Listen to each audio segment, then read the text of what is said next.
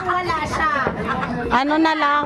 Ito na lang yung bagay na wala siya na kailangan niya to araw-araw, gabi-gabi.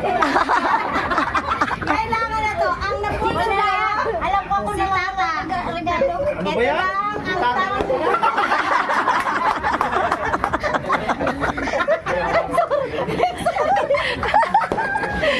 Binalot mo pa. Binalot mo pa talaga, ha?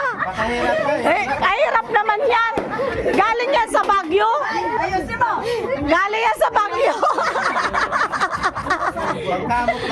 Galing yan sa Baguio. Puro kayo sapatos. Ha? Ito ang regalo ko kay Tata. Ausip lang to. Buko ka yan. Buko ka. Buko ka. Pag-ikan mo. Ikaw lang. Iban mo. Buko ka.